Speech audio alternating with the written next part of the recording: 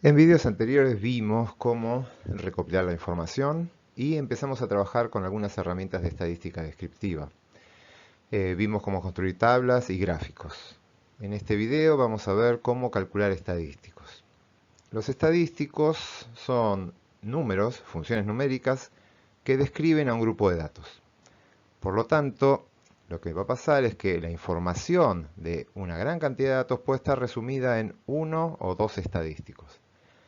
Esto implica que hay que tener muy claro qué estadísticos usar para no generar confusiones al momento de describir estos datos. En este curso vamos a ver cuatro tipos de estadísticos. Los estadísticos de tendencia central, los de dispersión, posición y forma. Ustedes acá pueden hacer pausa en el video y leer tranquilamente las definiciones de cada uno de ellos, pero yo se los voy a ir explicando en el próximo gráfico.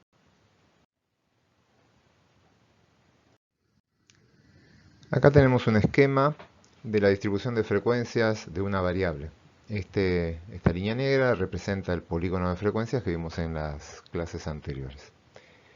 Los estadísticos de tendencia central, como su nombre lo indican, intentan mostrar el centro de la distribución de mis datos, es decir, alrededor de qué valores de la variable voy a encontrar agrupados a los datos.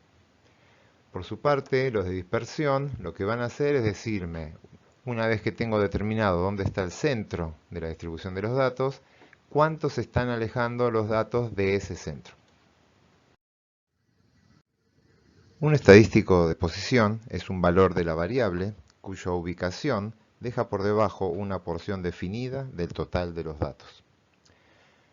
Por último, vamos a ver estadísticos de forma, que nos van a dar información sobre la distribución de los datos en cuanto a su asimetría o a su apuntamiento. Vamos a empezar a hablar de los estadísticos de tendencia central. El primero que vamos a ver es la media o promedio aritmético. Si yo quiero calcular la media a un grupo de datos, por ejemplo estos cuatro datos que están acá, simplemente lo que tengo que hacer es sumar esos cuatro valores y dividirlos por la cantidad de datos de la muestra. En este caso, la media de esos cuatro valores es 3,5. Esta media tiene las mismas unidades que la variable original. Si estos cuatro datos forman parte de una muestra, la media la vamos a llamar con la letra X raya.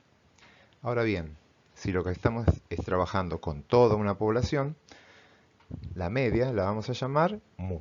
Y este mu va a ser un parámetro, ya que es un valor obtenido de toda la población. Mientras que X raya es un estadístico, un valor obtenido a partir de una muestra. La media es el centro de gravedad de los datos. ¿Esto qué quiere decir? Si yo tengo, por ejemplo, un sube y baja, como los que están en las plazas, y acá pongo el tablón del sube y baja y empiezo a acomodar unidades experimentales arriba de ese tablón, y las acomodo como si fueran cajas, todas del mismo tamaño, y me queda esta forma, la media se va a ubicar en el punto donde ese tablón del sube y baja se equilibre. Es decir, que se equilibren las fuerzas que tengo hacia ambos lados del tablón.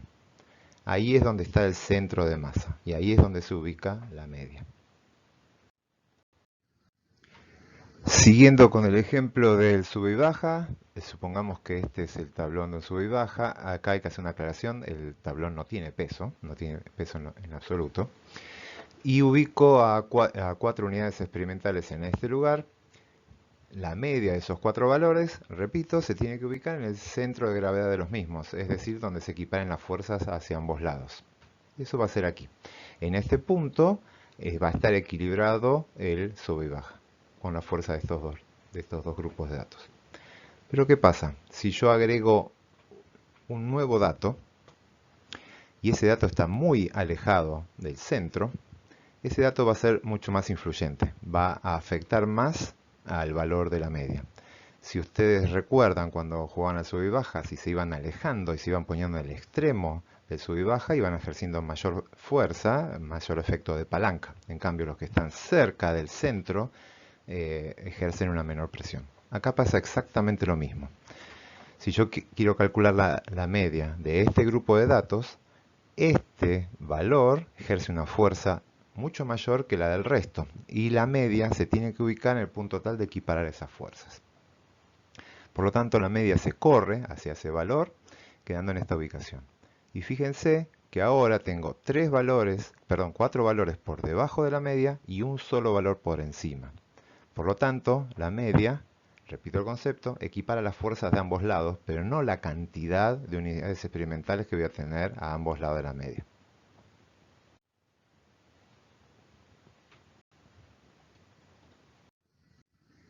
Otro estadístico de tendencia central es la mediana. Básicamente, para calcular la mediana, lo que tengo que hacer es tener mis datos ordenados de menor a mayor, en este ejemplo la altura, y lo que tengo que encontrar es el valor de la variable que divide a mis datos en dos partes iguales.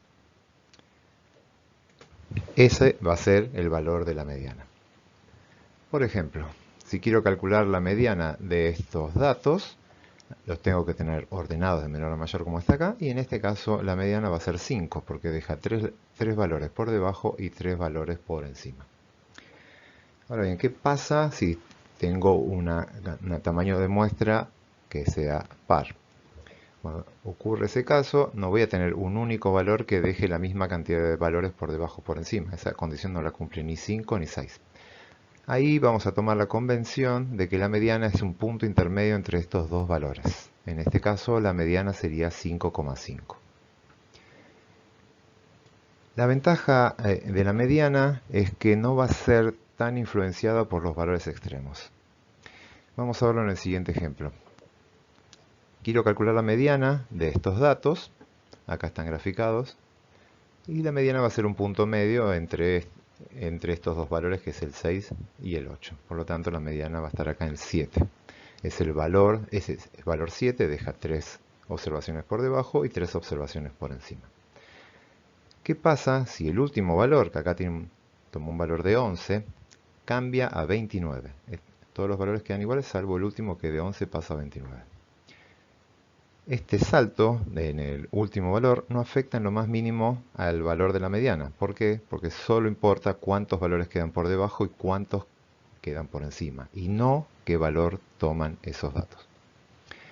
Si en esta serie lo hubiésemos querido calcular la media sí se iría hacia los valores positivos, tratando de compensar la fuerza que está ejerciendo este dato tan extremo. El último estadístico de tendencia central que vamos a ver es la moda. El concepto de moda es el mismo que utilizamos nosotros en nuestra vida cotidiana.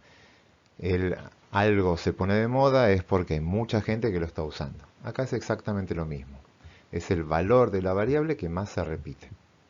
Es el valor que está de moda. Si vemos esta serie de datos, buscamos cuál es el valor que más se repite, y el que se repite es 6. Por lo tanto, en esta serie de datos pequeña, la moda es 6, el valor de la variable que más se repite. Ahora, si tengo esta serie de datos, acá lo que veo es que se repite el 6 y también se repite el 2. Por lo tanto, en esta serie de datos hay dos modas. Una moda, que es el 2, y otra moda, que es el 6. Ahí ya estamos viendo una diferencia con respecto a los estadísticos de tendencia central que vimos antes, que era la media y la mediana, que solo toman un valor por muestra. En este caso vemos que la moda puede tomar podemos tener varias modas dentro de una misma muestra. También nos puede pasar lo del siguiente ejemplo. Vean, este ejemplo no hay ningún valor que se repita. Por lo tanto, decimos que esta serie no tiene ninguna moda. A ver, estos son ejemplos simples que sirven en forma didáctica, pero cuando uno está trabajando con datos, no es muy recomendable calcular la moda en muestras tan pequeñas. La moda tiene más sentido calcularla en muestras más grandes, donde ya tengo una distribución de frecuencias y es más interesante ver cuáles son los valores que más se repiten. ¿Qué características tiene la moda? Primero, es el único estadístico que podemos calcular para una variable cualitativa. No podemos calcular media y mediana cuando la variable es cualitativa, pero sí podemos decir, por ejemplo, la especie que más se repite, es la especie de moda, o el color que más se repite dentro de mi muestra. La segunda característica es la que le mencioné antes, que puede tomar más de un valor. Puedo tener distribuciones, o sea, muestras que tienen una distribución de frecuencias unimodal, que tiene una única moda, acá lo observamos como el pico este, y lo que decimos que la moda es el valor de la variable donde se acumula la mayor cantidad de datos. Pero también puede ser bimodal. Si mi distribución tiene dos picos, voy a tener dos modas. Una moda va a ser el valor de la variable acá y otra en este punto. O puede ser multimodal, que tenga muchos picos. Una aclaración acá es que la moda no es el valor que más se repite obligatoriamente. También puedo tener, ese sería el máximo absoluto, puedo tener máximos relativos. Por ejemplo, si miran el segundo gráfico, tengo dos picos. Hay un pico acá y otro acá. Este pico es más alto que este. Por lo tanto, el valor que más se repite para esta serie es este valor. Pero también voy a llamar moda a este valor, a pesar de que no es el máximo absoluto, simplemente porque ese valor tiene una frecuencia más alta que la de sus vecinos. Entonces, cualquier valor de la variable que tenga una frecuencia superior a la de los vecinos lo voy a considerar moda. Y voy a registrarlo.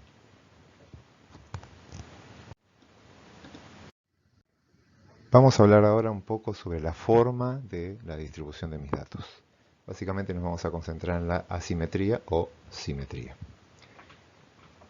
Una distribución de frecuencias se considera simétrica si a ambos lados de la mediana la forma de la distribución es similar.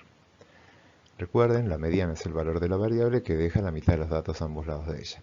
Si yo encuentro que la mediana es un eje de simetría y genero dos imágenes especulares a ambos lados, digo que la distribución es simétrica. Eso ocurre en este ejemplo y también en el segundo. La mediana genera un eje de simetría. Ambos lados son iguales.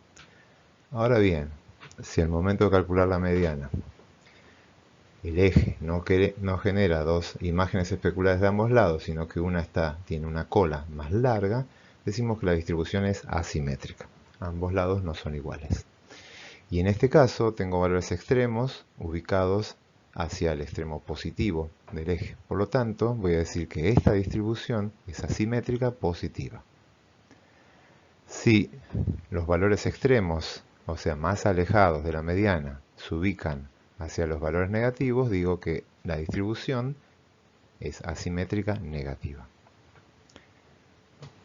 Una forma de ver si mis datos presentan asimetría sería comparando el valor de la media y de la mediana. Nosotros ya vimos recién que la media está muy fuertemente afectada por los valores extremos. Es decir, que si hay asimetría, la media va a tender a correrse hacia los valores extremos, mientras que la mediana no va a estar afectada.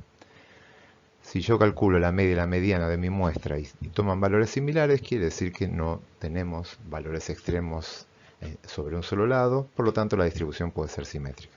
Pero si la media y la mediana difieren, es un buen indicador de que mis datos son asimétricos.